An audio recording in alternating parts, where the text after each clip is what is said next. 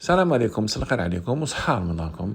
اليوم كما راكم تشوفوا راني درت البقلاوه التركيه وحبيت نبارطاجيها معكم. بيان سور انا حاجه اللي نديرها لازم نبارطاجيها مع احبابي، وعلى بالي بلي راح تنال اعجابكم وفيها واحد الذوق ما شاء الله.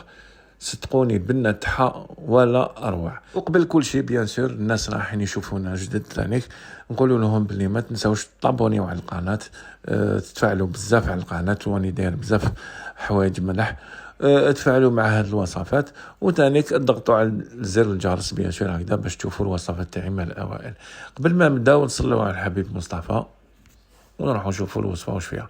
انا كيما راكم تشوفوا في هذا الريسيبيون ولا في هذا الطبسي راني حايط كميه معتبره تاع جوز ولوز، حوالي واحد 400 غرام ملحين بيان سور. زدت لهم حلوه الترك.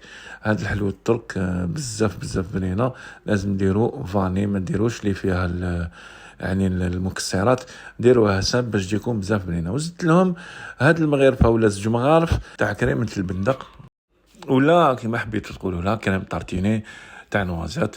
صدقوني هذه راح تزيد لها البنه لهاد البقلاوه تاعنا. معني وجدنا الحشو تاعنا حطيناه كوتي، دوكا رايحين جست نمسو شويه سمن وزيت لهاد السنيوه تاعنا.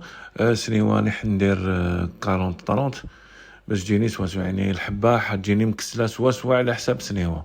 انا كيما راكم تشوفوا هاد لا مارك تاع لاباط فيلو فري فري فري ما عجبتنيش، ما نكذبش عليكم. ندمت لي شريتها بصح بويسك شريتها قلت لازم نستعملها. تجيك شويه مقطعه ما تجيكش على حبه مليحه.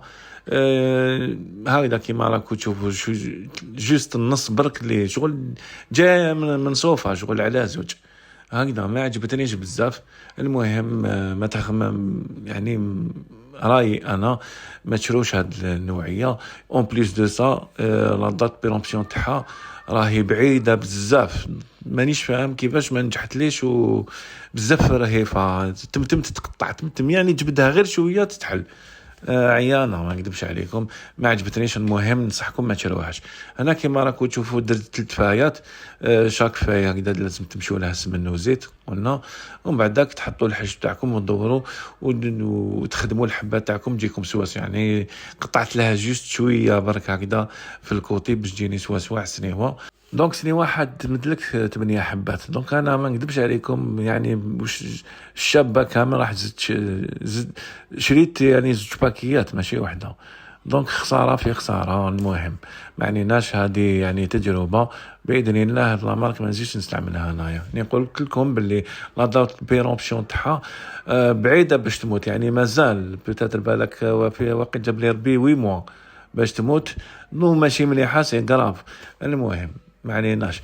دونك كيما شتو الحبات درناهم سنيوه، زدت مشيت عليهم شويه سمن وزيت وقطعتهم هكذا. لازم تقطعوهم مليح باش دخلوهم يطيبوا. خليتهم يطيبوا واحد 30 دقيقه هكذا على 180 درجه. كي تبدا تحمر لك هكذا شويه طفوا عليها، شعلوا عليها من الفوق 5 مينوت تحمر لكم شويه. من بعد جوزوا عليها الشربات.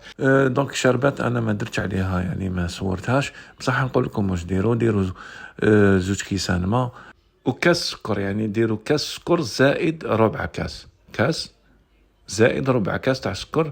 وهاد الشربات ما ديروا لها ني مزهر ني قارص، خلوها هكذا ومن بعد غير تبرد خلوها تكوتي. ومن بعد كي يطيب لكم الاخر البقلاوه تاعكم شوفوا كيفاش جات ما شاء الله. جوزوا عليها كيما شفتوا الشربات تاعكم على السخون هكذا، كيما يكون سخون وهي تكون بارده جوزوا عليها وراح تجيكم بقلاوه ما شاء الله. انا ما حبيتش ندير لها سكر بزاف باش ما تجينيش طرو سكري، وصدقوني البنه تاعها ما شاء الله. سيرتو بهذاك المذاق تاع الفستق والحلوه الترك، مذاق ولا اروع.